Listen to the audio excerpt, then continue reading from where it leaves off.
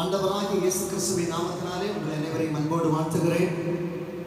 இந்த புதிய மாதத்தில் முதல் ஓய்வு நாளில் ஆண்டவருடைய பிரசன்னத்தை உணர்ந்து கொள்ளவும் ஆண்டவருடைய நாமத்தை நாம் மேம்படுத்தும்படியாய் ஆண்டவரை ஆராதிக்க முன் வருவோம்.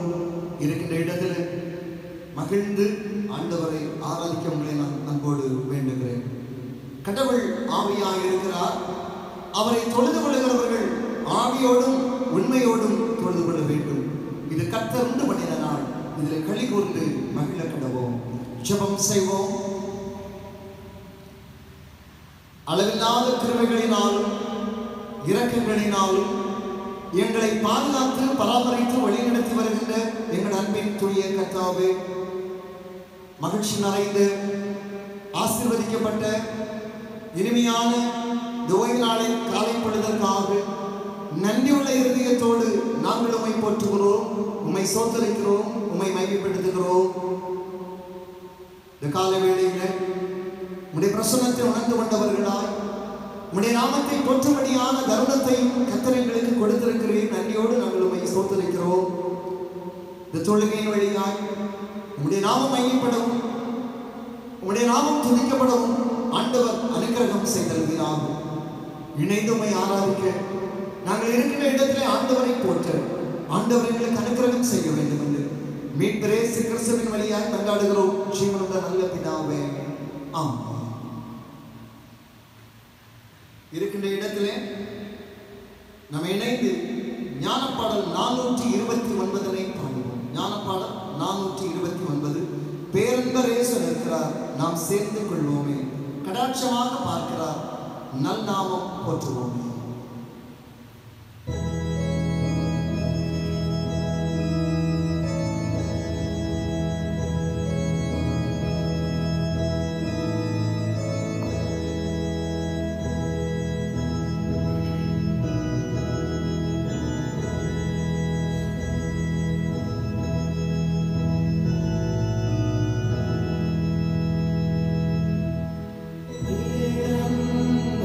Praise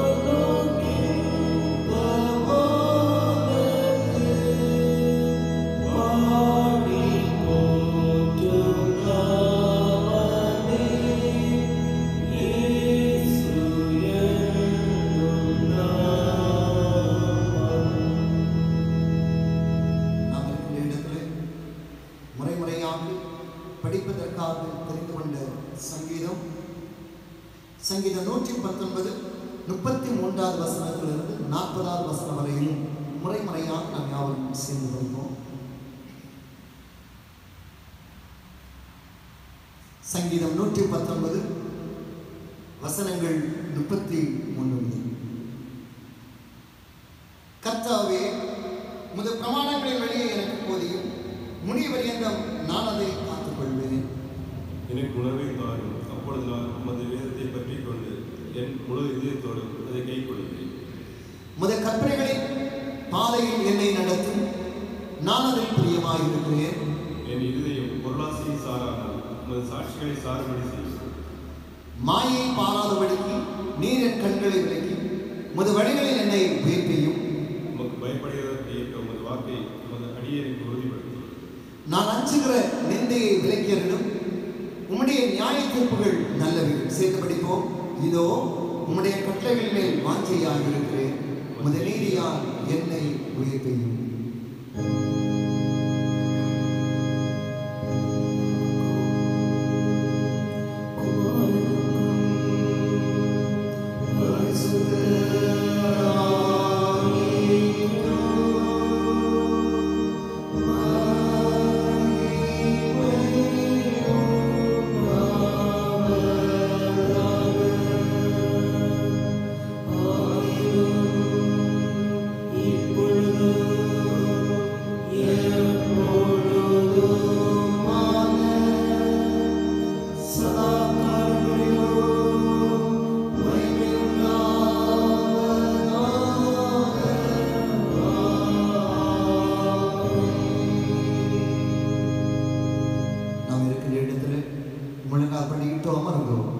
நம்முடைய பாவங்களை கடவுளை திருச்சமூகத்தில் மனத்தாழ்வுடன் நாம் அறிக்கை செய்வோம்.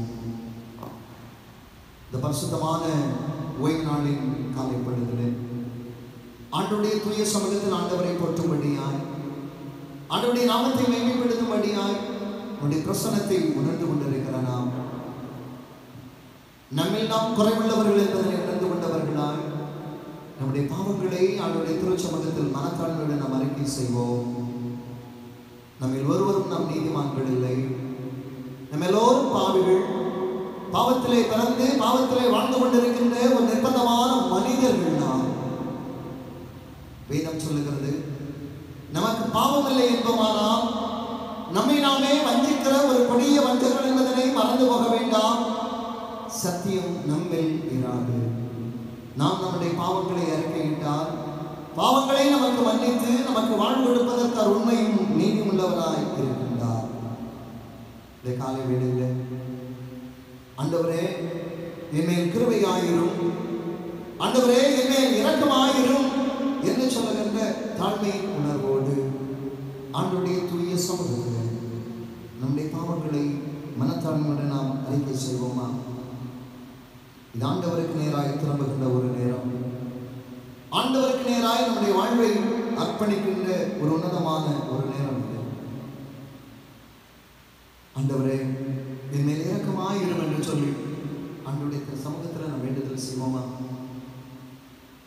தேவனுக்கு ஏற்க பலிகள் நொறுங்குண்ட ஆவினால், தேவனே நொறுங்குண்டதும் நறுங்குண்டதுமான இருதயத்தை நீர் புறக்கணீர் என்று சொல்லி தாழ்மையோடு ஆண்டவருடைய சமூகத்தில் தன்னை தாழ்த்தி செபித்த பக்தன் தாவீதை போல இந்த கால வேளையில் எனக்கு இறங்கும் தேவனே எனக்கு இறங்கும் என்று சொல்லுகின்ற தாழ்மை விண்ணப்பத்தோடு ஆண்டவருடைய சமூகத்தில் நம்முடைய பாவங்களை நாம் அறிக்கை செய்வோமா? ஆண்டவருக்கு நேராய் திரும்புகின்ற ஒரு நேரம், நம்முடைய வாழ்வை ஆண்டவருடைய சமூகத்தில் ஒப்புக் கொடுக்கின்ற ஒரு உன்னதமான ஒரு நேரம் இது. மனம் திரும்புங்கள், பரலோக ராஜ்யம் சமீபமாய் இருக்கிறது என்று சொல்லுகிற ஒரு குரல் ஒவ்வொரு நேரமும் நம்முடைய காதுகளை நம்முடைய ஒலித்துக் கொண்டிருக்கிறது அல்லவா?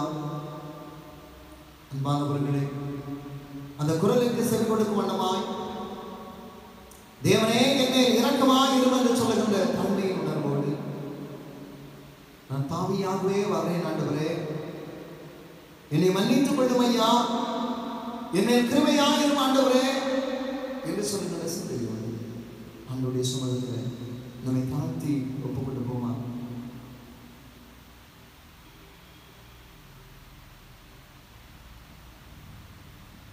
நம்முடைய பாவங்களில் இருந்து நம்மை மீட்டுக் கொள்ளும்படியாய் ஆண்டவர் உலகத்தில் வந்தார். பாவிகளை ரட்சிக்க கிறிஸ்து இயேசு உலகத்தில் வந்தார் என்கிற வார்த்தை உண்மையும் எல்லாம் அங்கீகரிப்புக்கும் பாத்திரமானது.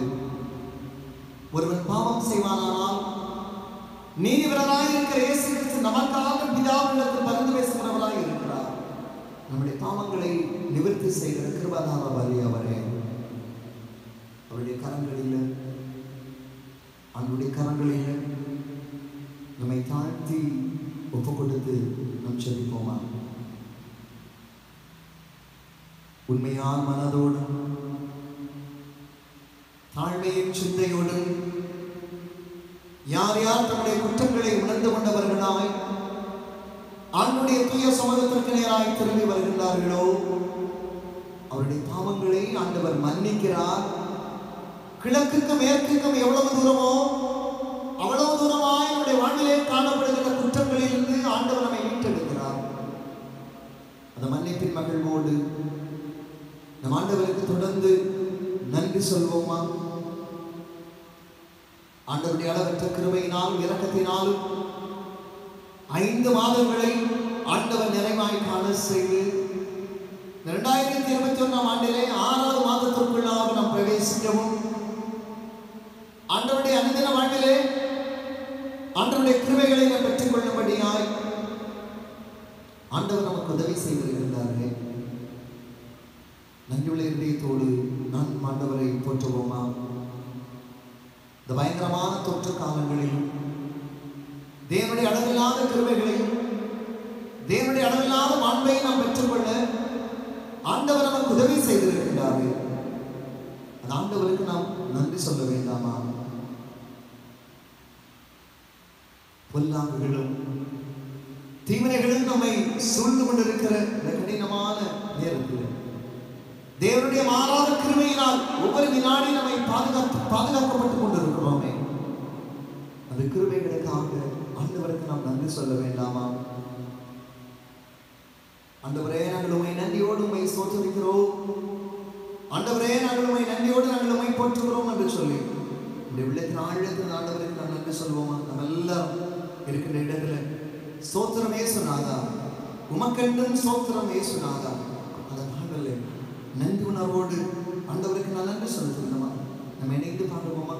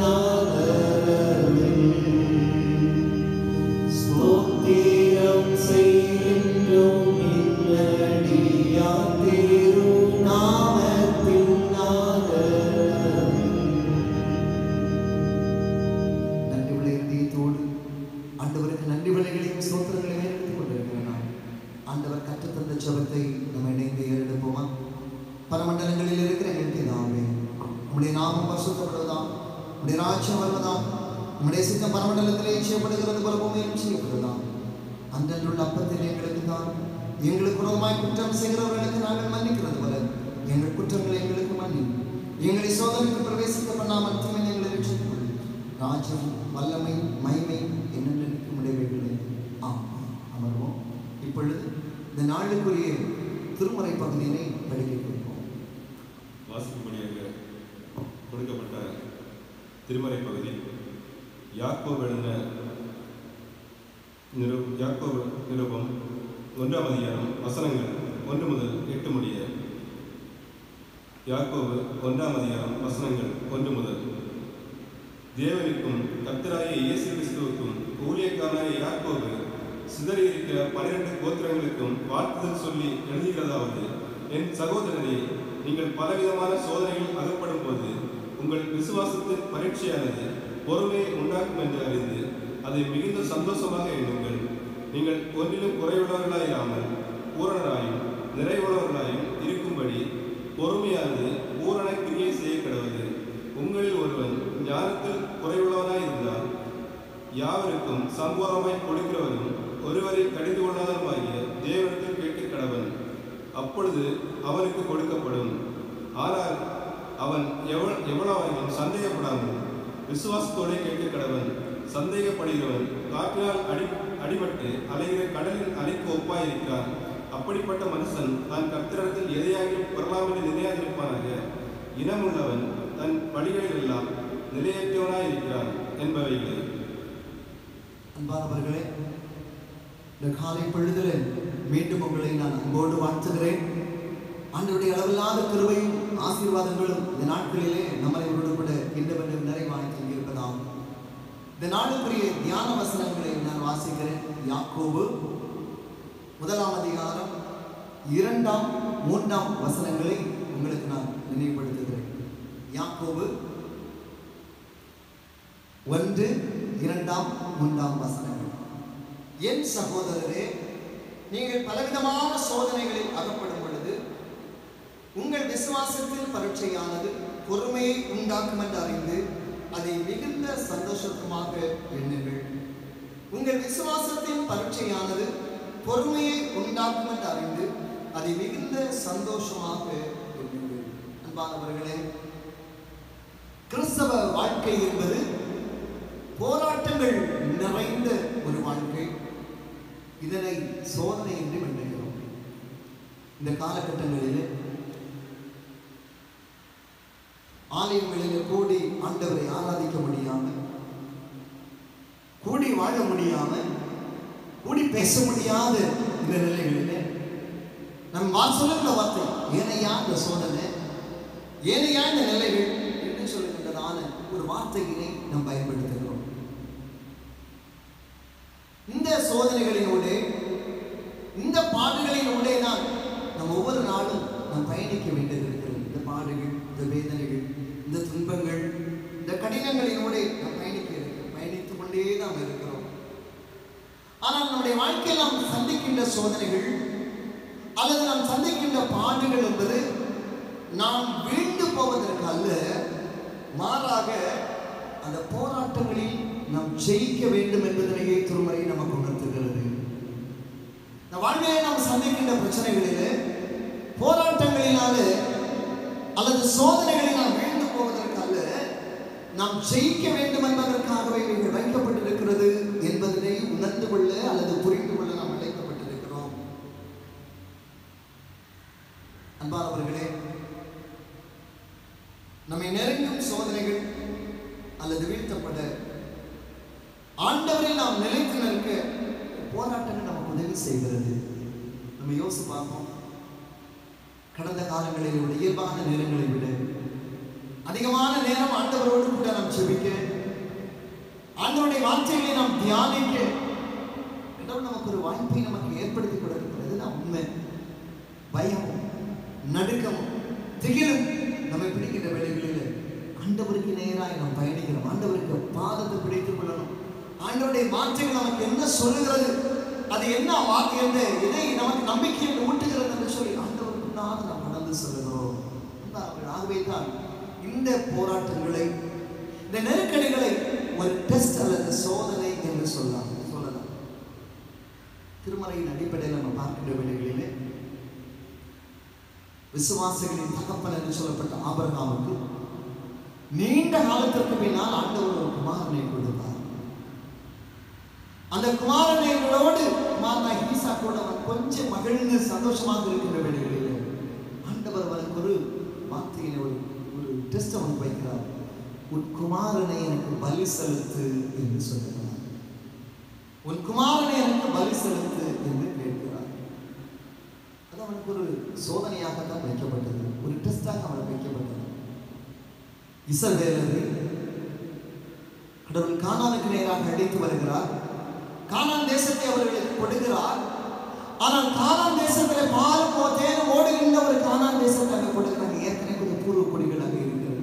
அந்த பூர்வ குடிகளின் மத்தியில் ஆண்டவர் அவர்களை குடியமர்த்துகிறார்.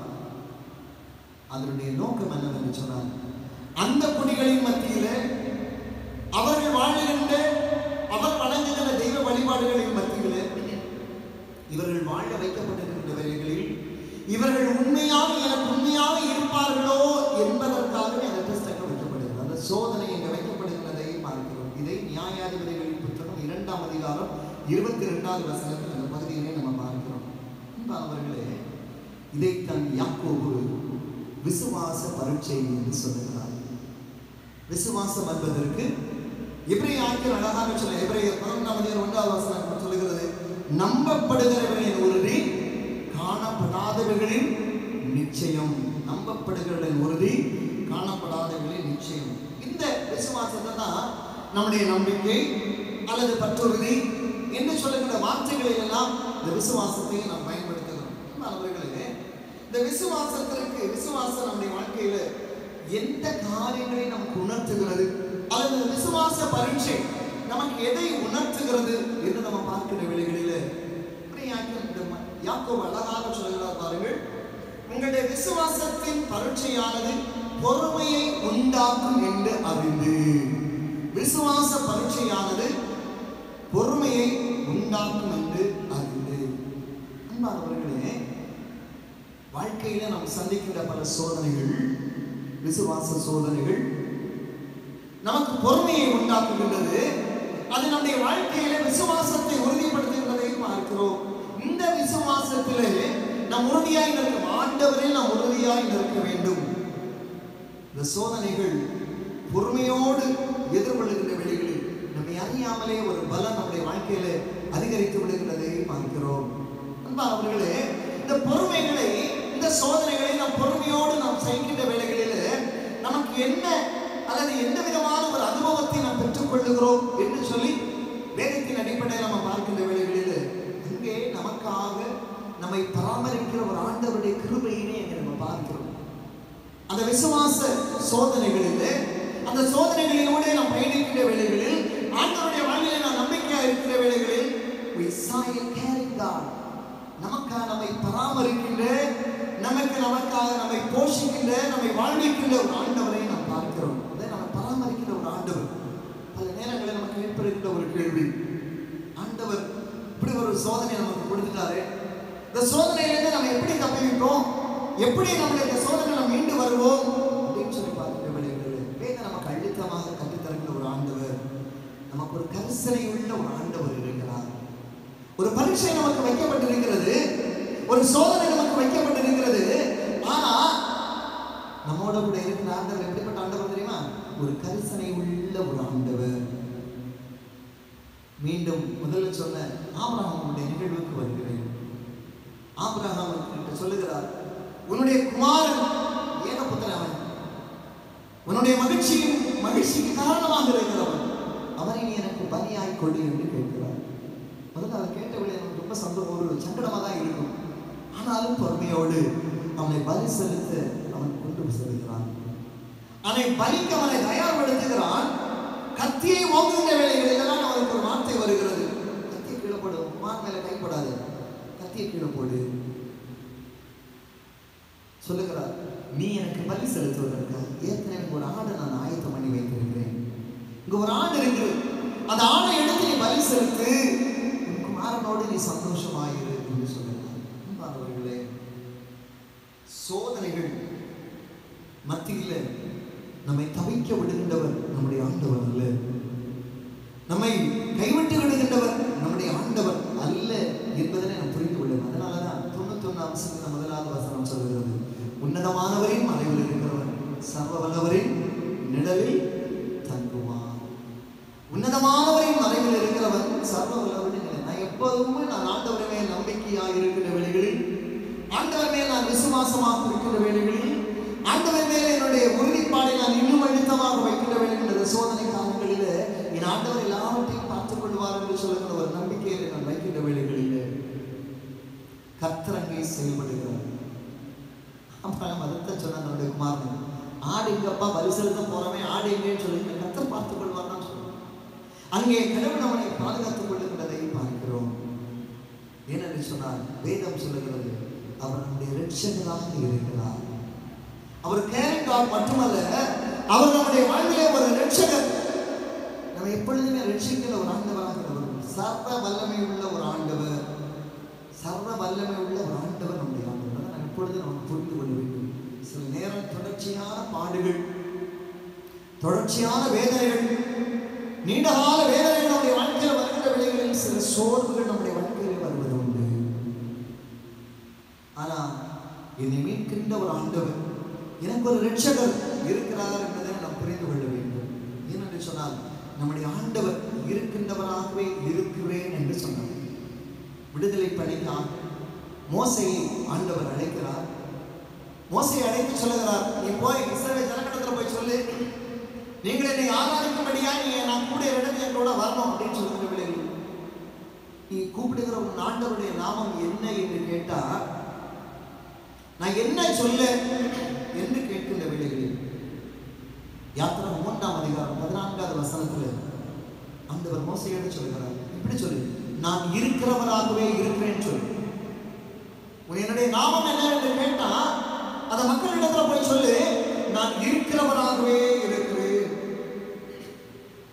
எல்ஷடாய். அன்பானவர்களே, நம்முடைய ஆண்டவர் செயலாற்றுகின்ற ஒரு ஆண்டவர், செயல்படுகின்ற ஒரு ஆண்டவர், நம்முடைய வாழ்வில் அவர் செயல்படுகின்ற ஒரு ஆண்டவராக இருக்கிறது. இதை ஏசாயத்துக்கு எவ்வளவு அழகாக சொல்கிறான் பாருங்கள். ஏசாயா 51ஆம் அதிகாரம் 15வது வசனத்தை படித்து பார்க்கிற வேளையில், உன் தேவனாகிய கர்த்தனாலே அலைகள் குந்தளிக்கத்தக்கதாய் சமுத்திரங்களை குலுக்கிற சேனைகளின் கர்த்தர் என்கிற நாமம் உள்ளவர். ஒரு பயங்கரமான வல்லமை உள்ள ஒரு ஆண்டவர். அந்த ஆண்டவர் நான் என்ன செய்கிறேன் பாருங்கள். 16வது வசனத்தினுடைய மைய பகுதியை படித்து பார்த்தா உங்களுக்கு தெரியும். நான் என் வார்த்தையை உன் வாயிலே அருளி என் கரத்தின் நிழலினால் உன்னை மறைக்கிறேன். ஆண்டவர் சொல் இருக்கிறவாகவே இருக்கிறேன் என்று சொல்லுகிற ஆண்டவர் சொல்லுகிறார், நான் என் வார்த்தையை உன் வாயிலே அருளி என் கரத்தின் நிழலினால் உன்னை மறைக்கிறேன். பயங்கர வல்லமை உள்ள ஆண்டவர். கடல்கள் எல்லாம் என் வார்த்தையினால் கொந்தளிக்கும், சமுத்திரங்கள் கொந்தளிக்கக்கூடியவை. பயங்கரமான ஒரு ஆண்டவர். ஆனால் உன்னை என்னுடைய கரத்தின் மறைவிலே மறைத்துக் கொண்டிருக்கிறேன்.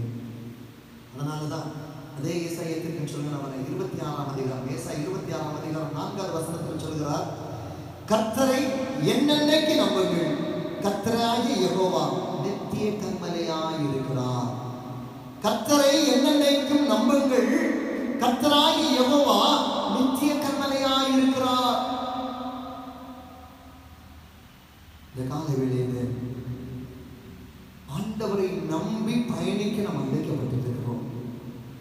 ஒவ்வொரு வினாடி நன்றாக புரிந்து கொள்ளுங்கள். நாம் சேர்த்து வைத்திருக்கிற பணமோ, நாம் சேர்த்து வைத்திருக்கிற சொத்தோ, நாம் சேர்த்து வைத்திருக்கிற பொருளோ, அல்லது நாம் சேர்த்து வைத்திருக்கிற உயர்வானவைகளோ என்னை காப்பாற்றும், என்னை காப்பாற்றும். மேல ஒருவர் இருக்கிறார் பாருங்க, அவர் ஒருவர் தான் என்னை பாதுகாக்க முடியும். அவர் ஒருவர் தான் என்னுடைய வாழ்வில் எல்லா நிலைகளிலும், என்னுடைய வாழ்வின் கடினங்களிலும், என்னுடைய வாழ்வின் துன்பங்களிலும், என்னுடைய வாழ்வின் நெருக்கடிகளிலும், என் வாழ்வின் மரண பள்ளத்தாக்கிலும் அவர் மட்டும்தான் என்னோடு கூட இருக்க முடியும். அவர் ஒருவர் தான். ஏனென்று சொன்னால் அவர் இருக்கிறவராகவே இருக்கிறேன் என்று சொன்ன ஆண்டவர், அவர் இருக்கிறவராகவே இருக்கிறேன் என்று சொன்ன ஆண்டவர் என்னுடைய வாழ்வில் என்னோடு கூட இருக்கிறார். அதை ஆழமாக தெளிவாக புரிந்து கொள்ள நாம் அழைக்கப்பட்டிருக்கிறோம். ஒரு ரெடிமேட், ஒரு ரட்சகர் நம்முடைய வாழ்க்கையில இருக்கிறார். இந்த ஆண்டவர் ஏன் அந்த ஆண்டவர் மேல நான் பொறுமையோடு நான் காத்திருக்கணும்னு சொன்னார், அவர் என்னுடைய மனித வாழ்க்கையில் அவர் செயல்படுகின்றவர். என்னுடைய கடினமான காலங்களில், என்னுடைய கடினமான நெருக்கடியான காலங்களில் என்னுடைய வாழ்வில் அவர் செயல்படுகின்றவர்.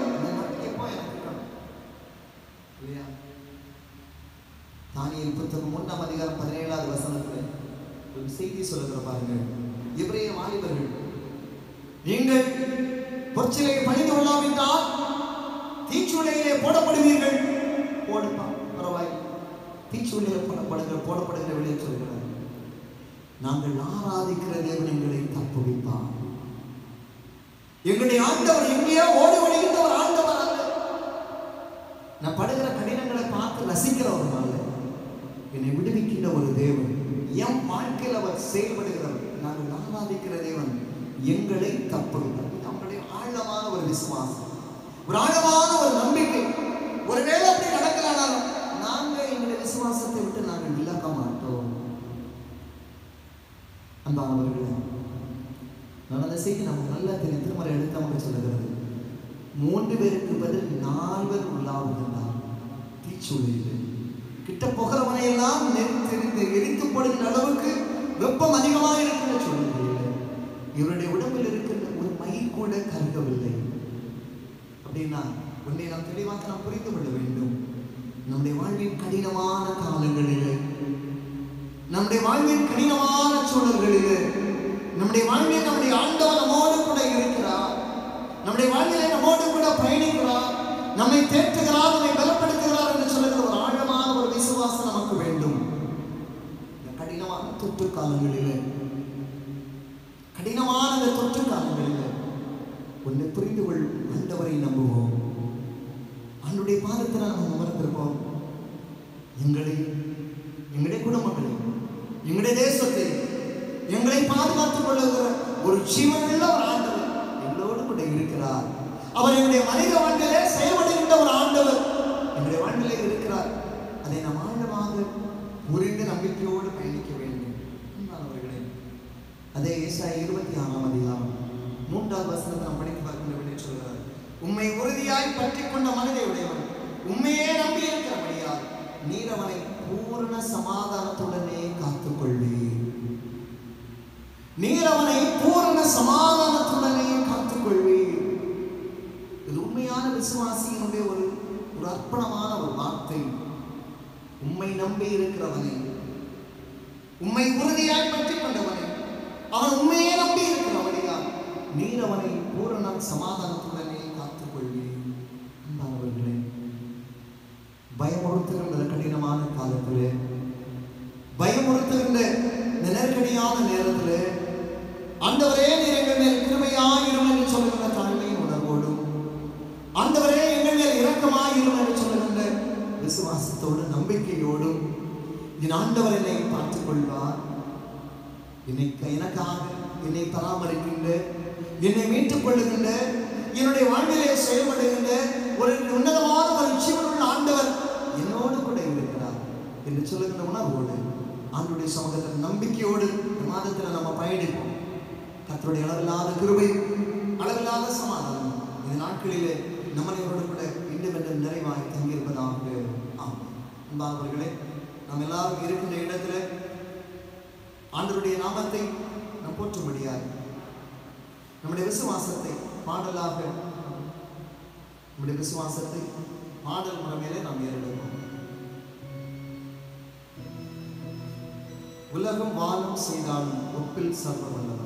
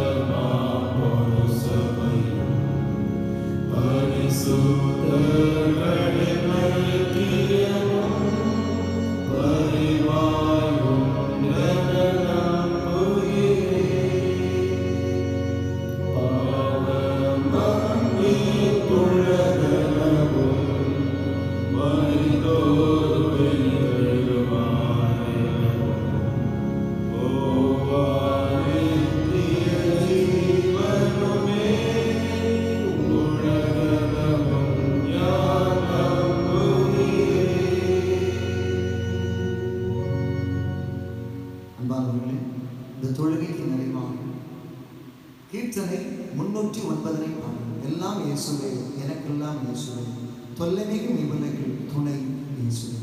கீர்த்தனை 309.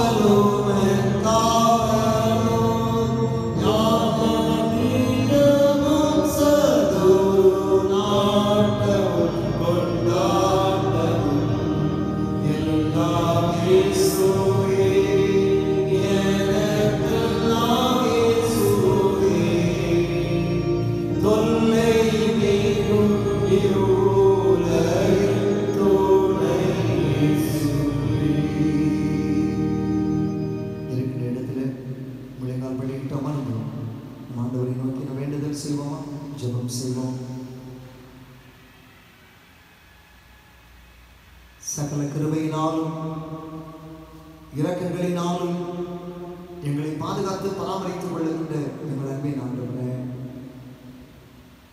இந்த மாதத்தினுடைய முதல் ஓய்வு நாளுக்காக ஆண்டவருக்கு நாங்கள் நன்றியுள்ள இதயத்தோடு உம்மை ஸ்தோத்திரிக்கிறோம்.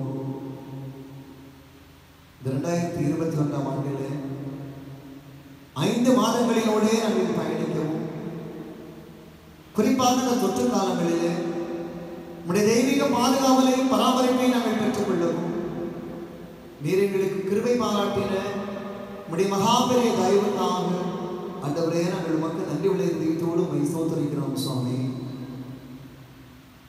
நாங்கள் கடந்து வந்த பாதைகள் மிக நெருக்கடியான ஒரு பாதைகள், ஒரு கடினமான போராட்டம் நிறைந்த பயம் நிறைந்த பாதைகள். அந்த பாதைகளிலே நீர் எங்களோடு கூட இருந்திருக்கிறீர், எங்களை பராமரித்திருக்கிறீர், எங்களை ரட்சித்திருக்கிறீர். எங்களுடைய வாழ்வில் கடினமான அந்த நெருக்கடியான காலகட்டங்களிலே நீர் எங்களுடைய வாழ்விலே நீர் செயல்பட்டிருக்கிறீர். எங்களுடைய வேதனையான தருணங்களில், தனிமைப்படுத்தப்பட்ட வேளைகளில் எங்களுடைய வாழ்க்கையில் நீர் எங்களோடு கூட இருந்திருக்கிறீர் என்பதனை உம்முடைய வார்த்தைகளின் மூலமாக நாங்கள் உணர்ந்து கொண்டு நீர் எங்களுக்கு உதவி செய்திருப்பதற்காக ஆண்டவருக்கு ஆண்டவரே உம்மை நாங்கள் நன்றியோடு நாங்கள் உம்மை போற்றுகிறோம். இந்த ஜெப வேளையில் ஒரு முறை கூட எங்களை நாங்கள் தாழ்த்துகிறோம். எங்களுடைய குற்றங்களிலிருந்தும் எங்களுடைய பிழைகளிலிருந்தும் எங்களை மீட்டுக் கொள்ளும், எங்களுடைய அக்கிரம சிந்தைகளிலிருந்தும் எங்களை விலக்கிக் கொள்ளும் என்று சொல்லுகின்ற தாழ்மையோடும்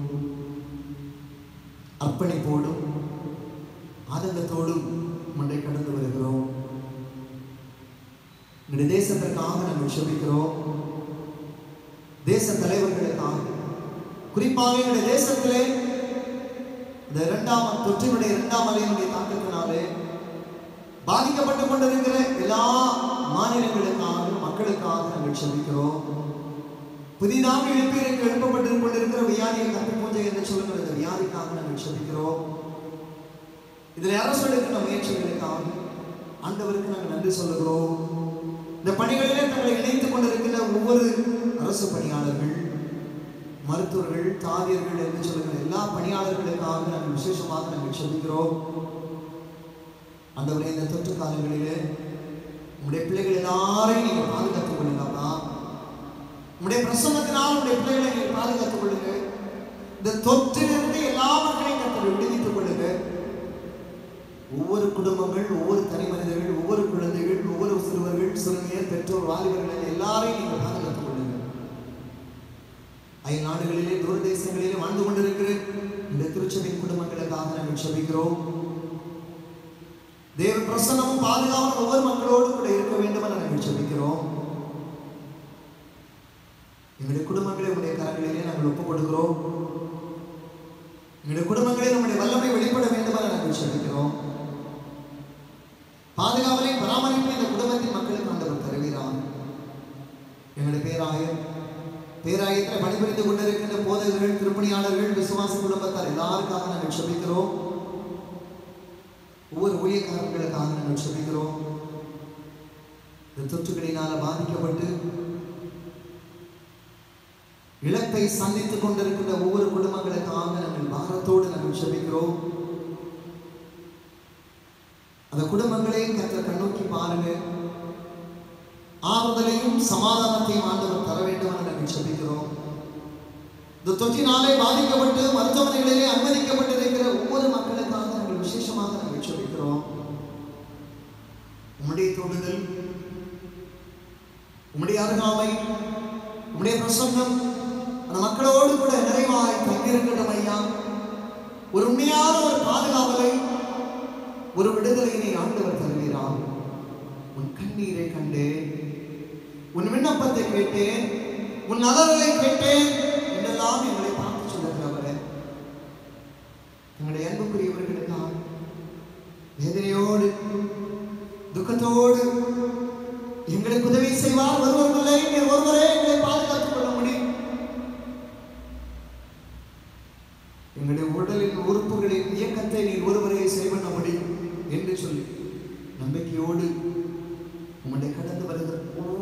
ஆத்துமாக்களை கர்த்தர் தொடும் ஐயா. ஆண்டவரே நீ தொடுவீங்க. ஒவ்வொரு மக்களும் ஒரு விடுதலை நீதான். ஆண்டவரே எங்களுடைய தேசம் தொற்றில்லா ஒரு தேசம், எல்லா மக்களும் விடுதலை பெற்று வருகிறார். ஆண்டவருடைய நாமத்தை மகிழ்ந்து போற்ற கர்த்தர் உதவி செய்ய வேண்டும் என்று நாங்கள் செபிக்கிறோம். நம்பிக்கை இழந்து போயிருக்கிற மக்களுக்கு ஆண்டவர் நம்பிக்கையை தருவீராம். ஆறுதலற்றவர்களுக்கு ஆண்டவர் ஆறுதலை தருவீராம். வாழ்வாதாரங்கள் பாதிக்கப்பட்டு விடுமோ என்று அஞ்சுகின்ற பிள்ளைகளுக்கு தேவ பிரசன்னம் நிறைவாய் தங்கியிருக்க வேண்டும் என்று நாங்கள் செபிக்கிறோம். ஆண்டவரே இந்த தொற்று காலங்களில் நாங்கள் பொறுப்புணர்ச்சியுடையவர்களாய் எங்களையும் எங்களோடு கூட இருக்கின்றவர்களை நாங்கள் பாதுகாத்துக் கொள்ள வேண்டும் என்று சொல்கின்றதான உறுதிப்பாட்டோடு அவரவர் பொறுப்புகளை உணர்ந்து கொண்டு அரசு சொல்லுகின்ற விதிமுறைகளை கடைபிடித்து பத்திரமாய் வாழ பத்திரங்களுக்கு உதவி செய்கிறார். பாதிக்கப்பட்ட மக்களுக்கு ஆண்டவரை நாங்கள் உதவக்கூடிய மனநிலையிலையும் ஆண்டவரை உதவி செய்யும், அவர்களை அரவணைத்துக் கொள்ளும். கடவுள் உதவி செய்தல்ல வேண்டும் என நாங்கள் செபிக்கிறோம். நம்முடைய மாறாத தயவும் திருமைகளும் எல்லா பிள்ளைகளும் நிறைவாய் தங்கியிருக்கட்டும் ஐயா. இந்த மாதம் முழுவதும் உடைய பிரசன்னத்தினால் எங்களை ஆட்கொண்டு வருகிறார். எங்களை பாதுகாக்கின்ற, எங்களை பராமரிக்கின்ற, எங்களுடைய வாழ்வில் எங்களோடு கூட எங்களுடைய கடினமான நேரத்தில் எங்களுடைய வாழ்வில் எங்களோடு கூட எங்களை தேற்றுப்படுத்துகின்ற, ஆறுதல்படுத்துகின்ற நம்பிக்கைக்குரிய ஒரு தேவன் எங்களை கொண்டு அவர் சர்வ வல்லமையுள்ளவர். அவர் சொல்லுகிறார், நான் இருக்கிறவராகவே இருக்கிறேன் என்று சொன்னார். எங்களோடு கூட இருக்கிறேன் என்பதை உணர்ந்து கொள்ள கர்த்தர் உதவி செய்கிறார். குறிப்பாக கர்ப்பஸ்திரீகளுக்காக நாங்கள் செபிக்கிறோம். முதிய பெற்றோருக்காக நாங்கள் செபிக்கிறோம். பல்வேறு நோயினால் பாதிக்கப்பட்டிருக்கிற ஒவ்வொரு மக்களுக்காக நாங்கள் செபிக்கிறோம். இந்த காலங்களில் உடைய பாதுகாவலை, உடைய பராமரிப்பை ஒவ்வொரு மக்களுக்கும் ஆண்டவர் உறுதிப்படுத்துவீரார். ஆண்டவர் உறுதிப்படுத்துவீரார். எங்கள் மேல் இரக்கமாயிருந்து, எங்கள் மேல் இரக்கமாயிருந்து உடைய கிருபையை ஆண்டவர் பொழிந்தருளும். திருச்சபையின் எல்லா விசுவாச குடும்பத்தாமே தெய்வீக பிரசன்னம் அளவில்லாமல் பொழியப்பட அருளாளர் உதவி செய்தல் வேண்டும் என நாங்கள் செபிக்கிறோம். தொடர்ந்து வருகிற நாட்கள் எங்களுக்கு ஒரு நம்பிக்கையின் ஒரு நாட்களாய், ஆண்டவரே உடைய கிருபைகளை பெற்றுக் கொள்கிற ஒரு உன்னதமான காலங்களாய், நோயற்ற உடைய தெய்வீக அன்பையும் சுகத்தையும் பெற்றுக் கொள்கிற ஒரு காலங்களாய் அமைய ஆண்டவர் எங்களுக்கு உதவி செய்தல் வேண்டும் என நாங்கள் செபிக்கிறோம். தேவனுடைய பாதுகாவலுக்கு பராமரிப்புக்கும் எங்களை முற்றிலுமாய் ஒப்புக் கொடுக்கிறோம். ஆசீர்வதித்து எங்களை பலப்படுத்துவீராக. கண்மணி போல எங்கள் ஆண்டவர் எங்களை பாதுகாத்துக் கொள்ளும். மாறாத கிருபைக்கு எங்களை ஒப்புக் கொடுக்கிறோம். இயேசு கிறிஸ்துவின் நாமத்தில் மன்றாடுகிறோம் ஜீவனுள்ள நல்ல பிதாவே, ஆமென்.